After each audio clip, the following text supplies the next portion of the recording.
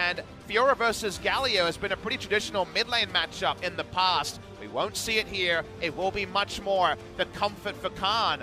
Very excited to track this on the dodge, the laning phase, pushed into Faker, and guaranteed he would have first rotation. So very good communication there between Dread and his new mid laner in Yukal. But again, coming back to where this game is going, no one can be caught. Speaking of getting caught. There's the flash, and Faker in a ton of trouble right now. The easy first blood goes the way of Dread. Clean Camille gank for the first. They are a team that streams a lot. They have a big streaming contract, you know, the money and the prestige that all brings. Africa doesn't scream and hides everything. So no scrims, so no public information at all. But here in the mid. Oh boy, it's time to trade a kill as Galio is going to be put into death chamber by the Urgot. Nice follow-up play there by Faker and Clay. The weakness of this Africa draft. Seems to be that way. Up on the top side, we return to Keen versus Khan. Another one of these highlight matchups that we were looking at so far. No kills there just yet. Very even on farm as well. So looking good. Fiora is doing better than expected, and the game otherwise is largely even. It's all about mid-game execution in this game. The catch versus the ability to play 3 lanes, and honestly, just play the Fiora lane. If you wield Fiora to its full extent, SK Telecom pretty safe afterwards. Gotta say, the vision in general, we liked it at level 1, spotting out the enemy jungler, and a lot of spotting. They continue spotting now. Nice cocoon here, should be flipped over the back. Flash is here for Yukal, gets the stun into the combo, doesn't even bother to get that one down, and Faker able to land it, gets the kill to Galio. And man, wards can turn to so much. The wards in the early game allowed Elise to stay away, and 2 kills now on the mid lane through really good synergy between Clid and Faker. This is good to see, but here we go. Well, they spot them coming in, aiming, taking a ton of damage, has to flash away from that one. Mata makes his way in with the grand entrance from downtown, and Dread in so much trouble now is going to be taken up. Nice follow-up cocoon here onto Jelly. So quickly here, they tried to make an aggressive pick, but the moment that the boomerang blade missed, they weren't going to have enough damage to turn. All of SKT is backing up their mid lane jungle duo. A Drake, turret damage, all to the benefit of SKT.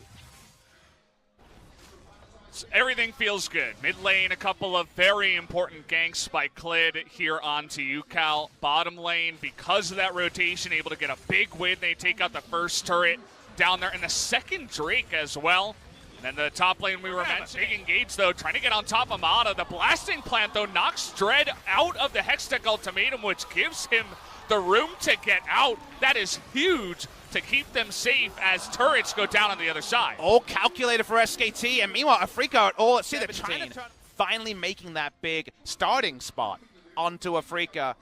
Always awkward when you're in an Alistar game, you're unsure if it's time to headbutt, pulverize, or disengage. Ends up just wasting his ultimate with no gain at all. The Sivir Alistar lane, lack of control there. After that, it was all the Clid Faker show to win that lane. And how about a third Drake, a second Mountain Drake as well, to just speed up that Baron to even higher highs. SKT going to be pretty happy with that. Would love to go back and do a VOD review of the early game warding. To me, the warding in this game was the real MVP, because they anticipated so much based on no information. They didn't even know the tendencies of Africa. No one can. They show nothing when it comes to public information. Sweep as well. They have an Elise who's very elusive. Faker is unkillable. Rakan can jump over walls. They can actually clear vision better than most comps on this patch. Is under turret. Seems like Khan misjudged that one. Don't worry, guys. He's got Ravenous Hydra. Next minute. Oh, there it is. Mata finds 2. The Galio comes in, but Alistar goes down first, and they're looking for Dread as well. Keen and Khan both TPing in, but already 2 members of Africa are down. Yukal trying to do his best to fight up against Khan. Goes for the flash here on a Faker. But it's not going to go too well as Keen is going to be burst down. Could even be an ace, only aiming with no room to even DPS. Actually make a proactive pick at 24 minutes around inner turret territory in mid. They have a lot of Baron damage, but a lot of squishies here. They'll trade tank it down. They'll get the Baron, and SKT open up a huge lead in game number 1. Wow, and now you got Khan on. Because unfortunately, people are exploding in front of the SKT duo lane. Third Mountain Drake means that Fiora is basically untouchable. Feels unfortunate to say, but definitely has the feeling that SKT have this one in the bag. But more importantly, just a fan or a hater will always look at it one way or the other. That's why I like to see it and say, yes, in 2019, Khan can still load up on the hard carries and make it work. We weren't sure. He's been very out of sorts for the better part of 6 months. Faker chases in. He wants Jelly. Yeah, Jelly, kind of unfortunate right now, is going to have to ultimate after the Fear Beyond Death does land onto him, and nobody wants to go near Khan. Nope. Triple Mountain Drake, see you later, turret. As a couple of them will go down here. Khan and the rest of SKT pushing for that win.